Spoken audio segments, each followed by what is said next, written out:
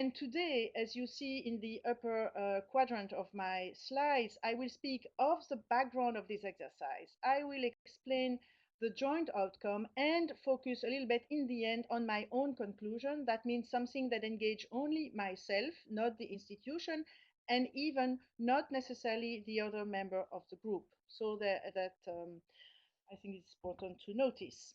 Why philosophy matters to policy, you may wonder. Often you think that philosophy is a sort of something that is theoretical, is a luxury that is not concrete, and we speak a lot about concrete issues in policy making. But in fact, policy matters. Oops, sorry, I misuse this. Why policy matters to policy? Yes, indeed. I'm sorry. In the translation to I have a problem there is because I say there you should read current reality is close to past fiction. In fact, the hyperconnected reality, as I will explain, is bringing us to a situation that philosophy has anticipated. For example, the end of objectivity or the blurring between the ideal and the real. All these things are something that now we experience in the common sense and as persons on the street, so to speak, but all these things were sort of anticipated by philosophical thinking. And also the fact that we engage with reality and we do policy or we do business or we study always through concept. So that realizing that it is this engaged, this layer of thought between the knowledge and what we do is philosophy. So this is why philosophy is very concrete, and not noticing that there is philosophy embedded in anything that we do may lead to big mistakes. So just let's be more self-aware that we all have underlying vision and concept that support the way we act, engage with others. Now, oops, I'm very sorry, I'm not good in this. Okay, with the hyper-connected reality, we are in a phase transition. And as we all know, when we see an ice cube melting in a glass of water, this phase transition is not an instantaneous thing. So although we know that communication may seem instantaneous, the time that society takes to adapt to the new condition is, of course, not instantaneous, and is much more like an ice cube in a glass. That you also have subsistence of different phases in society, both in the same place, like in Brussels, or also across the globe between the north and the south, for example. And of course, when you have to communicate and you communicate between people who stand in different phases, the communication may be difficult. So there also, let's be aware that we are in a phase transition and that impact on the communication that we have together. What happens to us? The background note to the OnLife manifesto suggested to identify four key shifts that in fact matters to how we do policy. The first shift is the blurring of the reality virtuality distinction. You will say, why does it matter? Well, it matters because in fact, oh, sorry. Yeah, it matters because in fact, this distinction between reality and virtuality used to be instrumental in policy making because reality or the real world is where we have to behave and comply to the rule, while virtuality or phantasm is the place where we are free. And when we know where to put the line between reality and virtuality, we know where we request compliance and where we protect freedom. But when the blurring between reality and virtuality takes place, these benchmarks, so to speak, disappear, and it is like if the carpet was being dragged under our feet. And if we expand the rule of reality to the whole virtuality, and that means we may run the risk of some puritanistic approach, for example, in ethical issues. But on the other way around, if we apply the freedom of the virtual and the phantasm and the inner dialogue on in our social life, this also prevents social life from being possible. So that the blurring between reality and virtuality is a challenge to redeciding as a society where we put the line between where we have to comply and when we are free to have our inner dialogue. The other blurring distinction, of course, is the distinction between human, artifact, and nature. And I will come on making a proposal for how we could think about this distinction in a hyperconnected era at the end of this talk. Again, this blurring of the distinction is not new. Since Darwin, we know that human and nature are in a continuum. And since we do machine, where machine use energy from nature, there is also a blurring between artifact and nature. So these distinctions have already been challenged, but politically speaking, it's really ICT which is sort of completing the job, if I may say so. The ICT is a strong accelerator of the blurring of this distinction to the extent that trying to build norms on the distinction becomes more and more difficult and will put us in a tricky situation. Why does it matter, you may ask? Again, because in fact, the distinction between artifact and nature is used to see where we as humans, either individually or collectively, are responsible and where we are not responsible. So you see on the image there the distinction between the atomic bomb blowing and the tsunami, which makes a huge difference in terms of responsibility. So where do we draw the line between responsibility and fate? Uh, the second issue why this distinction matter and why we have to see where we put again the lines is the distinction between ethical issue and political issue. Political issues are about the options we want to choose as a society, whether ethical issues are more absolute norms that we think we must respect, a sort of red line. In life science, it used to be quite, and that's where the ethical issue came into politics, so that we do not consider humans as machines or as material, the second also categorical imperative of Kant. But this distinction between ethical and political issue becomes much more difficult to make when we think about the impact of ICT on society, because to some extent everything is political, much more than ethical in a sense. But we know also that it drags, there also it drags a carpet under our feet in many ways. And the last thing is respect and fairness. What does it mean to respect each other in a hyperconnected era? And where do we instrumentalize and where do we respect each other? This is another consequence of where we can put this distinction between human, artifact, and nature. Because remember that the relationship to nature in the 18th century, the scientific endeavor was that nature was to be cracked, to be understood, sort of the sort of Promethean approach to nature. And of course, sustainability issues have shown the limit of this attitude, but still we tend to think that humans should be respected and nature can be more exploited and cracked. So when the distinction is blurring, where do we, for what do we have respect and what do we consider we can crack or exploit? The next slide. So the third shift is the shift where information, instead of being considered as scarce, is now overabundant. Information, we all know, is an exponential resource. We now are well aware that we will never be able to know all what we should know. So that this encyclopedic ideal of if we only had perfect knowledge, we would act perfectly, disappear, even collectively, because we realize that the more information we have, the more the horizon moves forward. So that in terms, the whole thinking of access, for example, filter matters much more than access. And there again, philosophy has anticipated the fact that there was no such thing as objectivity. But I think that in policy making and the way we speak of evidence-based policy, for example, show that in the vocabulary we continue to think that objectivity is something that is possible and wishable. So that this reversal of scarcity to abundance and the fact that we are often of the encyclopedic ideal calls for rethinking our relationship to information and to attention, as you will see later. Now, entities and interaction. This is a fourth shift that entities and interaction, we tend to accord to give a primacy to entities, think about identity of the bulks, and consider interaction as secondary, so that interactions are more either stop fragmentation, ensure the free flow, or erect wall. It was a sort of binary thing. And entities, a lot of thought was given to what it is that I am, identity issues.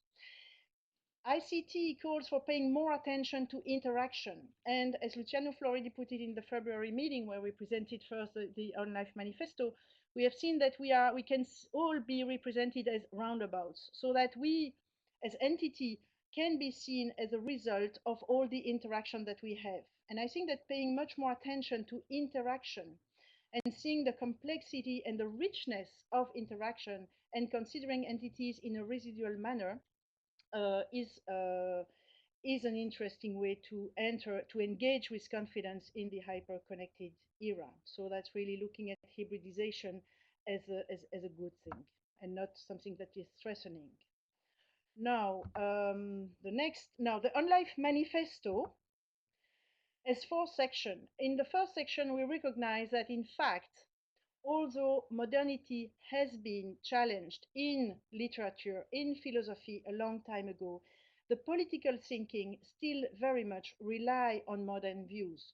With that, it's important to say that we didn't mean that modernity, we don't want to throw the baby with the bathwater, but it's important to recognize that this referential framework for modernity stop being efficient and put us in difficulty because of the new affordances that are created by the hyper-connected reality.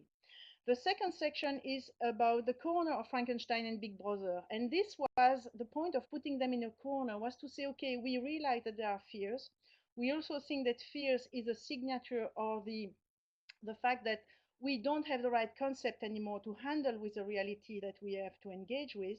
So, but fears should be left in a corner. So not ignored, not denied, but also they shouldn't take the whole place. So just let them in a corner. Let's acknowledge them, but let them in the corner and see also things in other terms.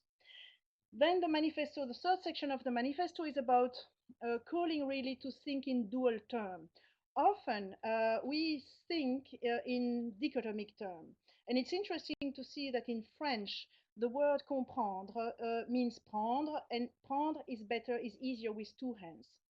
You see that the physics, for example, teach us or show us that we can see light from two perspectives, either as a corpuscular item or as an ondulatory item.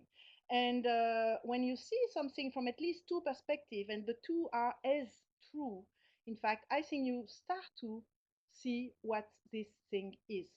So that when we think that understanding something is, and in the word understand in English, it shows standing under and finding the leverage point, so to speak, to lift the reality.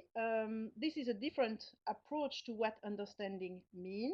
And in the OnLife manifesto or OnLife group, we suggest to always go for dualities and recognizing that both end is as enlightening than framing issues in terms of either or. That either or is often a blinding thing. And with this dual approach, we can rethink distinctions. The task of the day is to rethink distinctions. We do not think that we can think without distinction. Arendt was saying that thinking about something is in fact creating distinction. Of course, distinction doesn't mean silo, because as soon as you distinguish two things, you start wondering how they relate to each other. So this game always of differentiation and articulation is really what both life and thinking is about. So we have to rethink the distinction between complexity and control, between public and private, for example. So the fourth section of the manifesto includes three proposals that have concrete consequences. The first is to consider the self as a relational self. This goes with interaction and entity that I was just mentioning.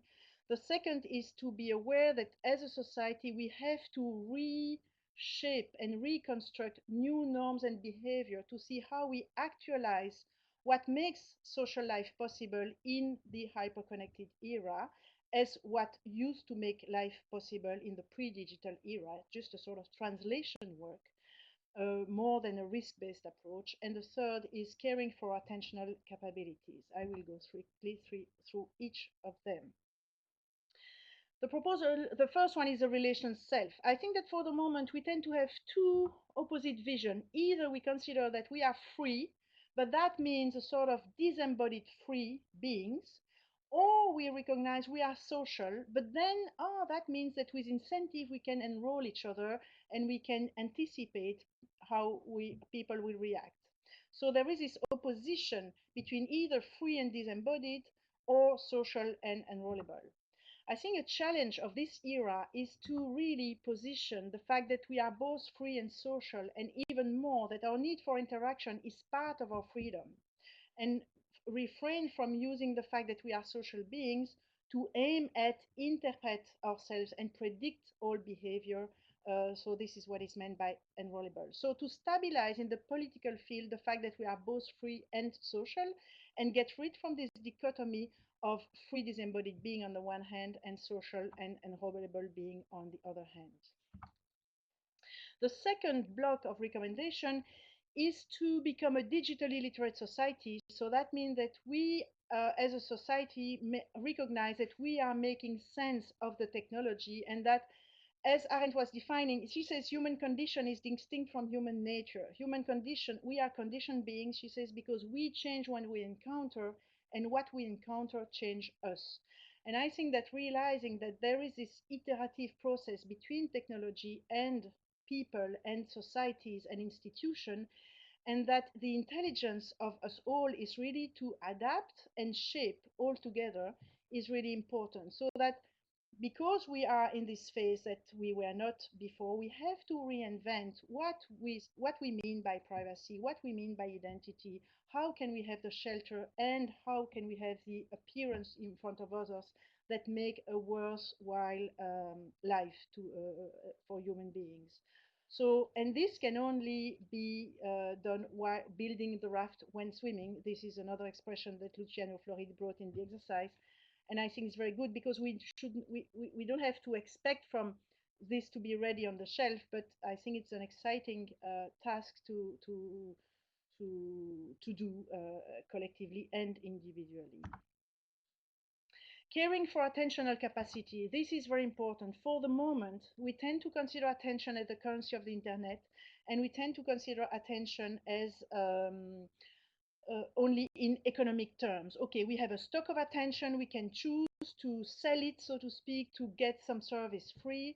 But with this itemized or very materialistic version of attention, we are in fact not attending the fact that we all experience the fact that if we are always solicited, the fragmentation of our attention, the fact that others control our own attention, can create a suffering. So it is critical as a society to recognize that the joint attention, that means this type of relationship that we are granting to each other, which is not computing, which is not a sort of mechanical thing, but the thing which really makes a human relationship, uh, is important to protect, because this is becoming a scarce resource. It's not information, the scarce resource anymore, but really attention.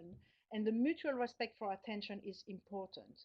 We all experience the fact that we receive too many mails that we don't want, and I apologize for advertising for this webinar, but this calls for having a gray ecology approach. This is a Paul Virilio's term, that we respect the attention of other, and that we don't waste it. So maybe because of the multiplication of this attention seeking sucking device, we need to recognize explicitly that attention and the control of our own attention is part of our dignity and may become a fundamental right. I'm now moving to my own conclusion. So there I move away from what was the agreement of the whole group, but I will suggest how we could distinguish agents, artifact, and nature with reactualizing Arendt's thinking. So this is my last part, it's okay? How can we distinguish agents from artifacts? Is it that on the one hand you have people and on the other hand you have machine? My suggestion is to do differently, because there is a blurring between agent and artifact. I want to introduce here the notion of plurality that Arendt introduced in the human condition. For her, plurality is a key element of the human condition. And for her, plurality is made of the coexistence of these three things, which are equality, specificity, reflectivity. Let me explain this and focus on the left-hand side for the moment. So equality between agents is that others are equal to me, not equal from an external perspective, someone checking if we have the same attributes or the same rights or the same revenue. No, equal from within. I know that when I interact with Franco and with each of you, we are equal. It's a postulate. The specificity is the second characteristics that in fact what matters in the relationship is who you are, this very unique thing of who each of us is. So none of us is reducible to the attributes. We cannot be modeled through our attributes. When we are in a plural relationship, what matters is the who, which escape all form of modelization because this is this uniqueness. And the third aspect of the plurality relationship is the reflectivity. And this is very interesting because it creates a link of identity and alterity and relationship. Reflectivity is the fact that we all live behind our face and that part of our identity escape to ourselves. Our identity escapes us. So for those who really want to understand and interact always through control, it's very paradoxical that our own identity escape to ourselves because basic features of who we are appears to other and not to ourselves. She called this a diamond character of identity. That means we would all have something a little Gepetto, I guess, not in our mind, but on our shoulder that appears to other and is invisible to each of us.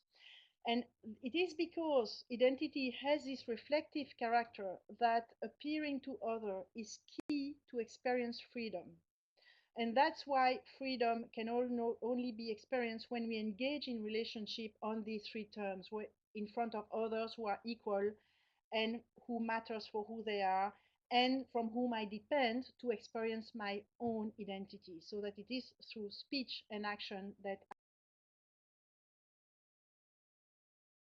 I experience my own identity. So what matter when people interact, when agents interact in a plural term, what happens is that they all, in fact, interact and they all have the right to begin so that nobody can predict what happened out of this interaction. If you look now on the right column, you see that this plurality mode of engagement is totally different from the functionality mode of engagement because instead of equality, when you are in a functionality mode of engagement, others are the instrumental. So you want to consider them as instrument to reach a goal. They matter for how they can help deliver this goal. And they are predictable. They behave and act as they are meant to. Otherwise, this is a problem. So the functionality mode is what Arendt called the word of work, the world of object, fabrication. And plurality is action. Freedom stands on the side of action, and work is what you do and correspond to what you planned.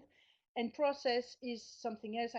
Well, yes, process. I don't have time to enter. Let's focus on the fact that this is more on the work in her trilogy, labor, work, action.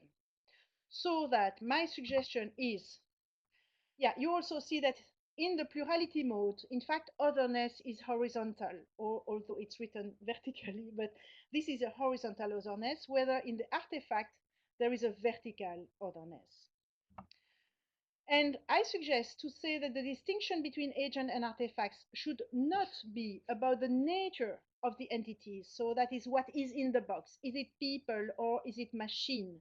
And just with a smile making this difference between artifacts which are man-made. I was always worried the fact that man-made is very sex-oriented, and we say person-made, and then I thought, oh, but maybe woman-made, we can think of the living bodies as women-made. But okay, jokes apart, I think we should not aim at distinguishing agents and artifacts by the essence of the entities, Nor should we do that on the basis of are they autonomous or not? Do they behave in a way I can anticipate or not? Because a lot of things in nature act in a way that is not necessarily anticipatable and that doesn't necessarily deserve the agent status. So this is that what it is not, but what it is precisely how we think about these things and how we represent the interaction. So that when we are on a plurality mode, that means we do our best, we recognize others for what they are, we don't have a control perspective, we accept the interaction and the reflectivity and the specificity of the identity of the people involved, then we are in agents interaction. But if we are in the functional mode, then we are in artifact. And this, for example, when we think of people only if, in terms of process and how they can help me deliver my own objective, in fact, I consider them as artifacts. And when member states discuss in the EU and don't manage to agree together, which happens more often than the other way, in fact, they are behaving in a plurality mode like a group of people because what matters is their identity. They are equal. Nobody can instrumentalize the other and impose the outcome. And they are reflective. So this is really a plurality mode. So member states are agents to some extent when they interact in the EU. And people in Tayloristic approach or other management approach are artifacts. So that's a way to distinguish agents from artifacts. And now, what about nature, you will ask? So, nature is, we wonder, plurality, functionality, what could come to then explain what nature is? So, let's say that nature, we we did not control nature, we still do not control nature, and people like Newton or Maxwell and a lot of others helped us to understand better how nature works and to build artifacts and to intervene in nature. Now, in fact, with all these intervention, the machine and the ICT device and all that, we now have a hyper-connected nature. And it may be as if, to some extent, we have slide back in terms of knowledge of how this hyper-connected nature is. We are as if we were before Newton with the other nature. I hope you follow my comparison that we started to understand how the virgin nature or the nature was functioning. Because we understand how it functions, we have developed a lot of artifacts. We are hardly intervening in this, and ge- geologists call this the Anthropocene. So now what we have in front of us is a hyper-connected nature that we don't understand as well as we used to understand the nature before it had all these artifacts. And that's what we mean when we say it's complex. So, so that if plurality, so I would suggest that we consider as nature what is beyond our control and what we have to orient with ourselves within, and which is not necessarily threatening or dangerous per se. So that there will always be in the world what we control and how we organize ourselves in the world, how we inhabit the world, our home, symbolic home, concrete home, and home can be institutions and home can be systems and infrastructures. But as soon as they start to interact and sort of generate themselves a world that escapes the intention for which they were built, they go back in nature to some extent, and it bounces back to us as a hyper-connected nature. And then it bounces back to us as something in which we have to orient ourselves. So that it's important to distinguish what we aim at controlling and what we aim at being able to orient ourselves within. So distinguish the boat from the ocean and not take the ocean for the boat, no, the other way around, of course. So having room for both freedom, that means all the power to begin, and the fact that what we, yes, indeed, because there is contingency, there is room for freedom, and freedom lies in beginnings more than in if only I was alone on earth, I would be free, and my freedom is truncated by the freedom of others. This is a very negative approach of freedom, where Arendt says that freedom flows from the fact that we are plural and from the fact that there is no omniscience, omnipotence. She says if people want to be free, they have to abandon dreams of sovereignty. So that Control is what we need to control because there are things we need to control, and orientation is recognizing the scope where it's beyond control, but it's not dangerous per se. We can deal with it and cope with it. So that's how I suggest to distinguish agents, artifacts, and nature. And that's the end of my talk. A big thanks to Nicole for this presentation. Okay, so basically it's now time for questions and answers. Um, Anyone who wants to intervene already using the microphone, we can already just open the floor directly with the microphone. Just raise your hand and then we will give you the floor.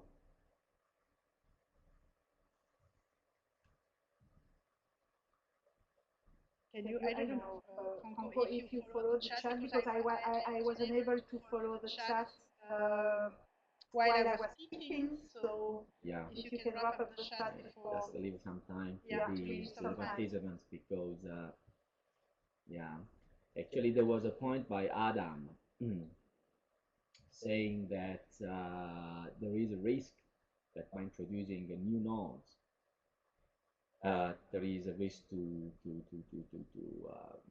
add more and more law on top of already an existing complicated thing.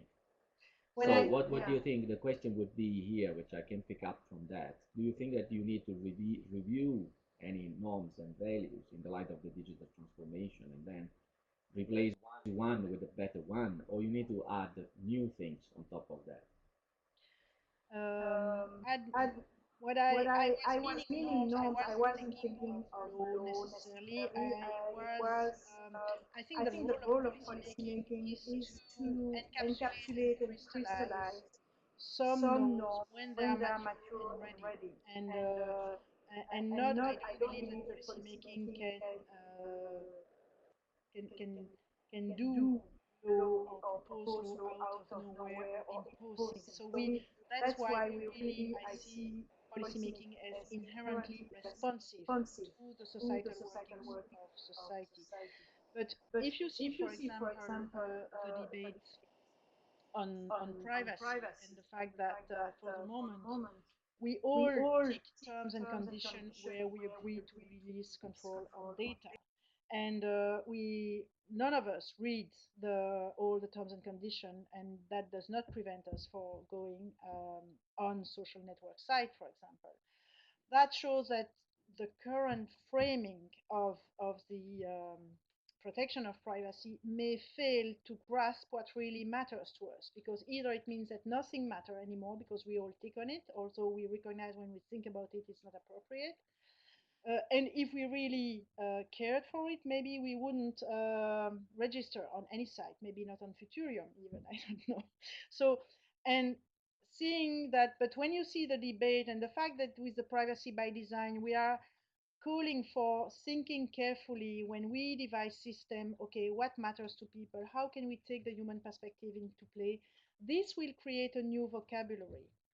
Similarly, where there is an amendment from Parliament, I think, which is suggesting that the request of that consent is requested on a sort of icon-based menu where we can choose between a few options, not just a black and white. Do you agree, yes or no? But you would be allowed to choose between several options. For example, leaving to yeah you know only third part, second party, or also to third parties. The elaboration of this new menu is in fact the way to actualize what privacy means in hyper-connected era, and that is really the social work which is at stake now in the interinstitutional discussion, for example. That Okay, I see. So actually, it's a quite complex say question, that one, and you need to do it one by one, case by case, and you need to flow the development of the specific areas or whatever. Now there is Adam who asked for the floor, and then now the floor is yours, Adam. can you turn the webcam?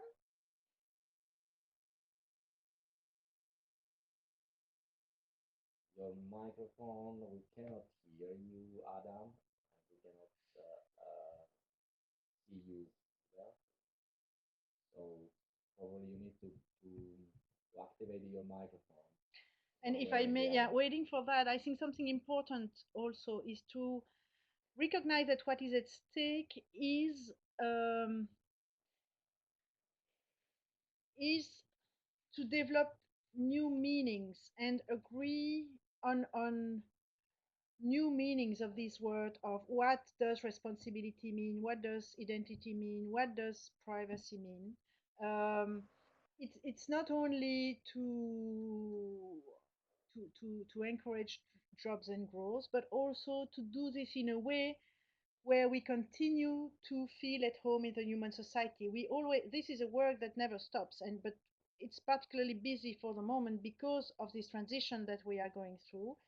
And it's really that this hyperconnectivity is bringing us to a phase where all these notions need to be rethought, and where, to some extent, the idea that we would, by this Promethean view, that we would, by more knowledge, end up in the position that Plato had anticipated with the philosopher king, that we would all be small philosopher king for our own lives. We experience now that this is not the case, and we are all bébé nageurs. That means we realize that no, instead we are totally immersed in this information society, in this reality where object will communicate and all this.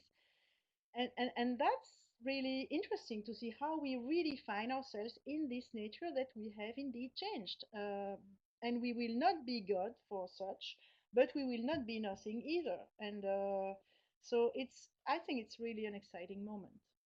On the web. Great, great, Nicole. We are just at the beginning, probably. Now, I'm trying to see if Adam can intervene. If you can't, just we move to the next participant who would like to intervene. That means Stephanie. Stephanie, if you could really activate your microphone and speak, because you can speak normally now.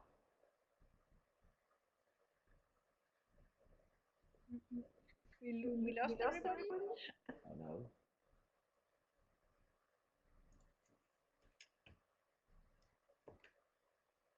Hello? Hello? Can you hear Ah, me? Stephanie. Okay. Can you hear me? Is it possible to hear I me? can hear. Hello? Uh, Probably Stephanie has Yes, okay. Stephanie, probably Okay. you activate your microphone, which seems not to be activated I in this moment. You just click on the icon that is on top of the slide. There is a green yes, or white icon. You need to make it I green. have It's just No, next no, to the menu. no. okay. I think Yeah. many people can hear me, but I'm not sure if you can hear me, Nicole. Can you hear me, Nicole? Yes? Okay, fine. Okay, I'll try. Thank you for this wonderful talk. I enjoyed it from the comfort of my kitchen. But I have a question to you, Nicole, about one of the first points you made about the four conditions, well, for the four new conditions we're finding ourselves in. And that Yes. was a point about the blurring between reality and virtuality. Yes. And I wonder if I understood what your argument was, but the way I understood it was you said that to apply the freedom that we experience in virtuality, apply this freedom to social life would make social life impossible. Is that No, something you said, or did I misunderstand? yeah, Because I found in the rest of your talk you were talking about virtuality as something that we experience all the time, that's with us in social life. yes, I was meaning that this You, distinction between reality and virtuality was instrumental for policy making, uh, yes. notably for distinguishing where we have to comply to rules and Mhm. also to protect the freedom in our own either inner dialogue, the freedom to think, even to kill your mother in your head if you wish, to make the real Mm. distinction between the freedom to think about killing your worst enemy, for example, uh, and the fact that, of course, this is strictly forbidden. Now, Mm-hmm. with the blurring between reality and virtuality, there is, if you take, for example, raping avatars, Mm-hmm. uh, what is that means that the distinction between the social rule on the one hand and the inner dialogue, the way each of us manage his dark side and light side, which is an inner dialogue, we we have to avoid the risk of either going for a puritanist society, excessively puritanistic, if I may say so, if we request everybody to behave even until the deep end of his thought and brain, Mm-hmm. or the other way around, if you say that everything is allowed even until the street, then of course that is what makes life not possible. So I mean, we have to behave, and that's a sophistic way to distinguish what it means to be part of a city is not to be fully coherent, but it is to behave. And it's good enough if we all agree Mm. to behave. So this is, but Okay, but that's my point. thank you for your clarification. Just one little last point would be for me that that there's virtuality in your head, and then there's the virtuality out there in which you act. So killing an Yes. avatar would be something cruel, but you can think of killing an avatar, and that would be your own virtuality, and that should be respected. Is that? Yes, it is how, because before the line where we had to, where we were free to do whatever we think and where we were not, this was easily distinguishable. But now with, for example, the social gaming with the avatars, you never know. It's not as easy as before to know, are you in a sort of protected environment where you are allowed to do things beyond Mm. what is forbidden on the street, or are you not?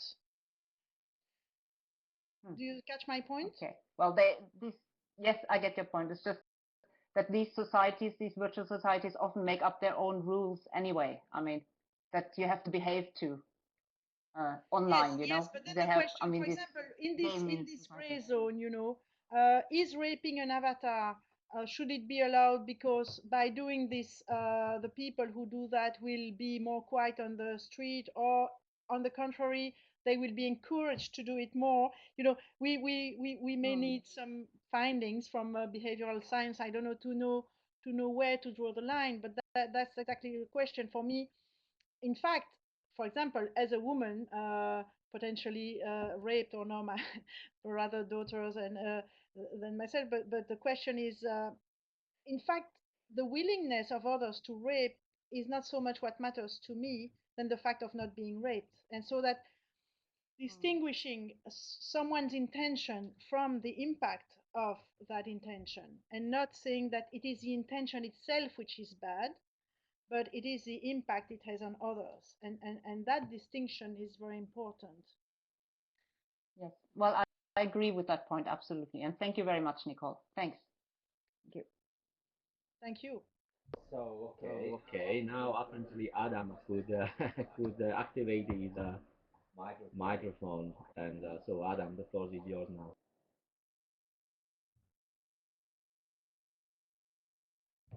Okay, no, he doesn't want.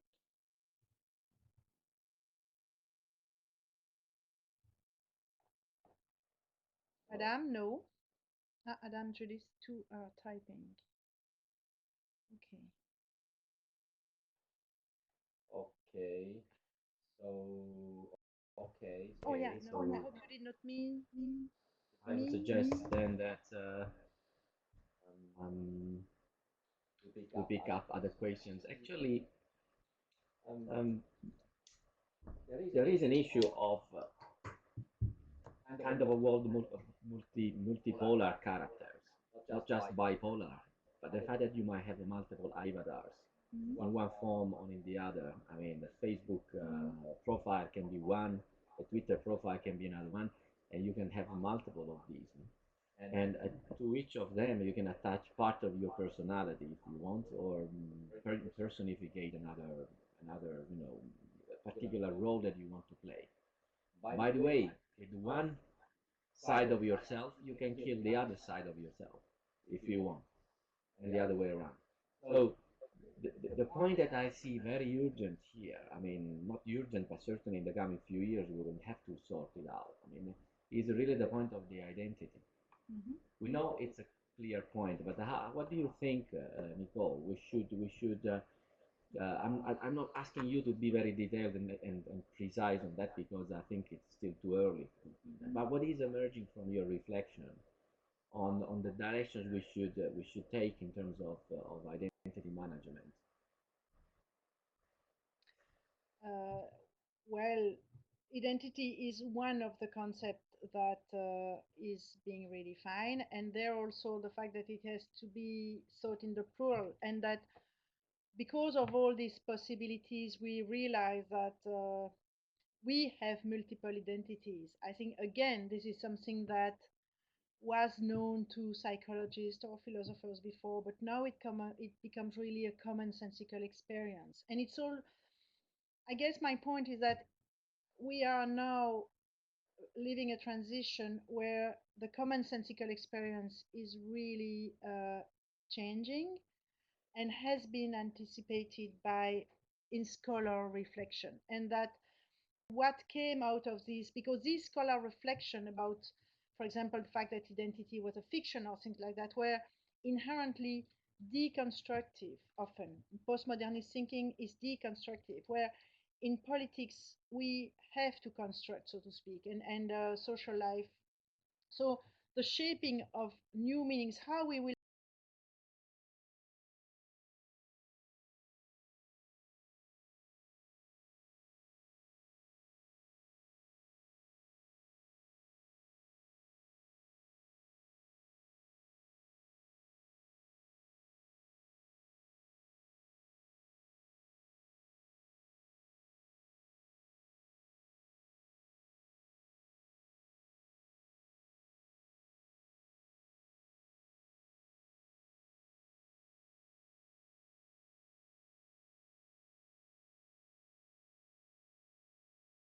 uh, so yes, identities are in the plural. Still, each of us one body so far, uh, and this management of these identities may take a lot of time, and we have to be allowed to let go things and not care so much about strategy, about impact, communication. Controlling our image will maybe take too much time, and we should allow for ourselves to be confident that we are going to be perceived in a way which is not only check and balance, and is she behaving as she said, is she coherent, is she transparent, but that we will also enter into interactions by welcoming others as we receive them. So this sort of confidence, I think that we will have to nurture benevolence and tolerance for interaction much yeah, if we don't want to create a sort of nightmare for each of us, and that goes to the panopticon vision and the surveillance of Jean-Gabriel Ganachia point, that it is important also to nurture our attention for each other in a positive way. I wonder what Judith said. I want to answer to the chat I've seen from Judith, and if she wants to intervene.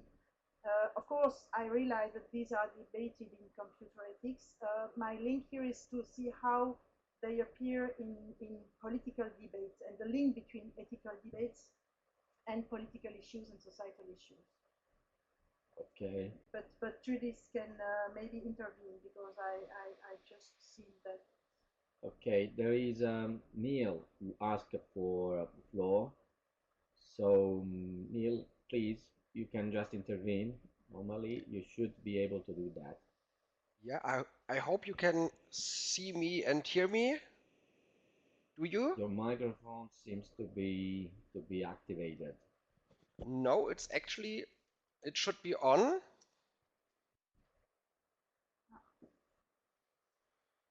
but I guess Yeah, Niels, I now hear you you. can hear me. Yes. Okay, hello Nicole. Somehow my video is not working. I tried again. I have a preview here. Now it Share. works. Okay, great. Hi. Hello. Nicole, you mentioned it already. Technology is evolving so fast, and we are living in a complete different society than 10 or even 20 years ago. And you also mentioned the example of data protection. The laws and the instruments we have are coming from a time where the state were collecting data from the citizens. And now, due to the technical rapid change, citizens are not only like the object, um, but we are also sharing, collecting, and disseminating data on platforms like Google Plus or Facebook, social networks. So my question is, do we have to rethink our legal instruments perhaps in a complete different way? You mentioned that icons which could be used. And how can we translate this technical and societal change into the lawmaking process, which might be a little bit more conservative and not be um, like, yeah, taking the necessary changes into account. So how could our findings in your project be transformed and put into the real process of policy making? This is my question.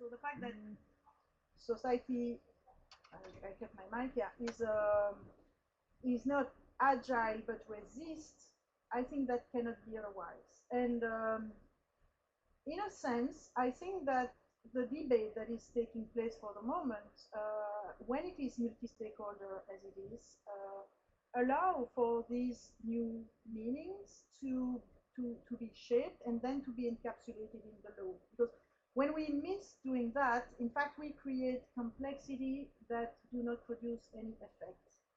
And but if we focus on the new needs, and that can be done by keeping in sight, as I think we do for the moment, both the interest of people and the interest of business, so that it's a sort of future-proof approach or jobs conducive and meaningful approach. If you keep these two considerations in mind, I'm quite confident that the process will deliver. So I think that it's really by the multi-stakeholder conversation that we do this work. So it's something that is happening, I would say. I don't know if you will agree. Is, am I still Great. understandable? We are now at 2 o'clock. Actually, we are ah, we reached our given time.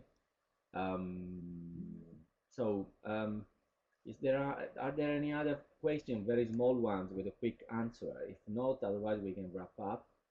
Um, I think it was very interesting this because for me personally, it allowed me to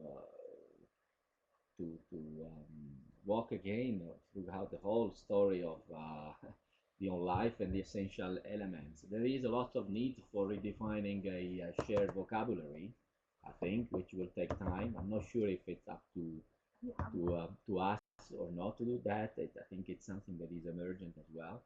But certainly we are really at the beginning. So I really appreciated your talk, Nicole.